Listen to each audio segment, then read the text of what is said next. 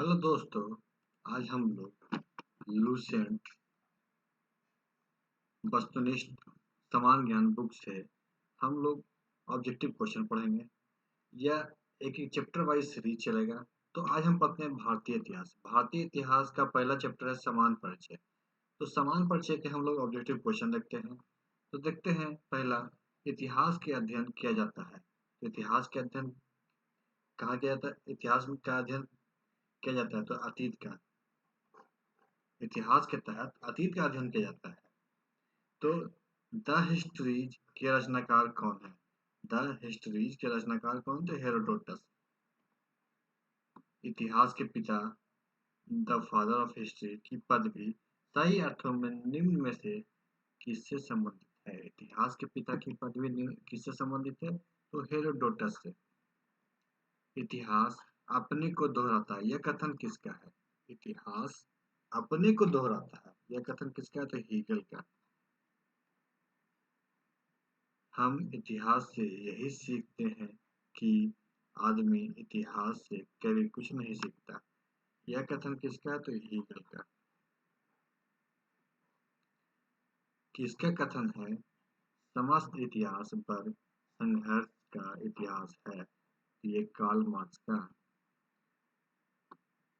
निम्न में से कौन सा एक इतिहास के विषय में कार्ल मार्क्स के दृष्टिकोण का संक्षिप्त वर्णन है? तो इसका आंसर होगा दूसरा, इतिहास शोषक और शोषित वर्गों के बीच संघर्ष का सिलसिला है।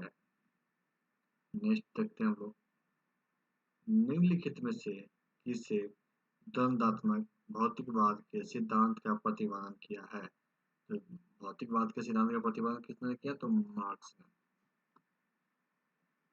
कार्ल मार्क्स ने बड़े संघर्ष की प्रक्रिया को निम्नलिखित में से किस सिद्धांत की मदद से समझाया है? तो इसमें है द्वंद्वात्मक भौतिकवाद की क्रिया से। इतिहास विगत की राजनीति, यह किसे कथन है? इतिहास विगत की राजनीति है, ये किसका कथन है? तो सीले का। किस इतिहास दर्शन शास्त्री ने यह कहा था कि समस्त इतिहास समकालीन इतिहास है? मतलब समस्त इतिहास समकालीन इतिहास है, किसने किया था? तो बेनेडिक्टो क्रोचे ने। इतिहास वर्तमान और अतीत के बीच अंतर बांटता है, यह कथन किसका है? तो ई एच कार का। इतिहास क्या है? वर्तमान और अतीत के बीच अंतहीन वार्ता। तिथियों के बीच के साथ प्रयुक्त होने वाले बीसी किसका संक्षिप्त क्षार है? तो बीसी का संक्षिप्त किसका है? तो बिफोर क्राइस्ट। इसका मतलब क्या होगा कि ईसा मसीह के जन्म के पूर्व, बिफोर क्राइस्ट। तिथियों के साथ प्रयुक्त होने वाली एडी, एडी का पूर्व रूप क्या आता है? एनोडोमी। वर्ष 50 ईसा पूर्व, वर्ष 50 ईसा पूर्व, इसका मतलब क्या हो जाएगा? वर्ष 50 150 ईसा पूर्व के बाद आता है। वर्ष 50 क्या है कि 100 के बाद आएगा।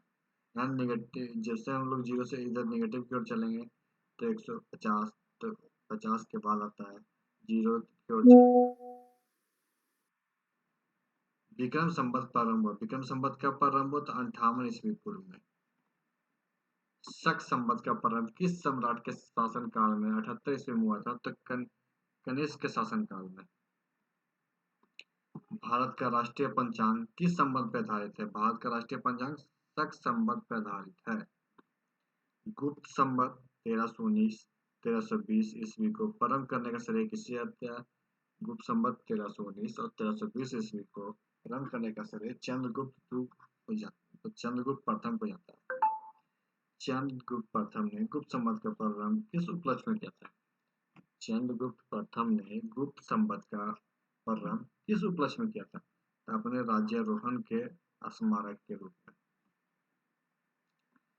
हर्षवर्धन ने 606 ईस्वी में हर्ष संवत की स्थापना किस उपलक्ष्य में की थी? तो अपने राज्यारोहण के उपलक्ष्य में। निम्नलिखित में से वह कौन सा संवत है जो कलचुरियों द्वारा प्रयुक्त किए जाने के कारण कलचुरी संवत कहलाते हैं? तो यह है त्रैकुटक संवत। चालुक्य विक्रम संवत का प्रचलन किसने किया? तो विक्रमादित्य छठा ने। निम्नलिखित में से किसे नए संवत चलाने का यश प्राप्त है? तो नए संवत चलाने का यश किसे प्राप्त है? तो लक्ष्मण सेन को।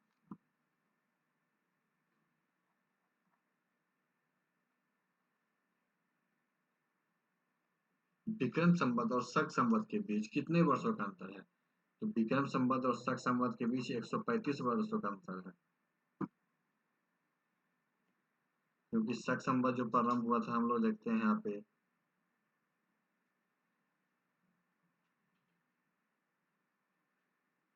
विक्रम संवत 58 वर्ष और शक संवत 78 वर्ष।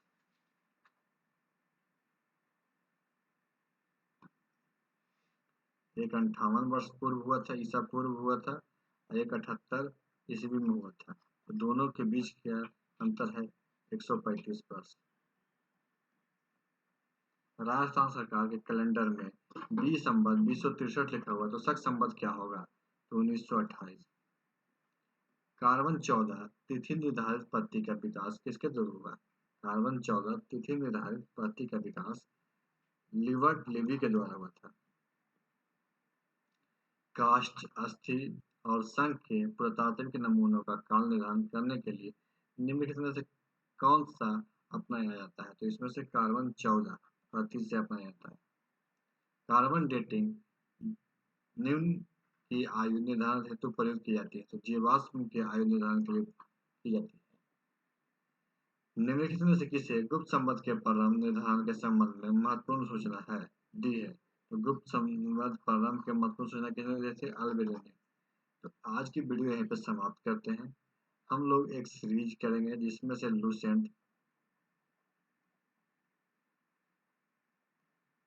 वस्तु, निष्ठ, समान, ज्ञान बुक से चैप्टर वाइज ऑब्जेक्टिव देखेंगे। तो आज ये पहला था। नेक्स्ट वीडियो में आपको नेक्स्ट चैप्टर देखने के लिए मिलेगा। तो आज की वीडियो में समाप्त करते हैं। वीडियो अच्छा लगे तो वीडियो को अपने दोस्तों के साथ शेयर कीजिए, वीडियो को लाइक कीजिए और हमारे चैनल को सब्सक्राइब कीजिए। वीडियो देखने के लिए धन्यवाद।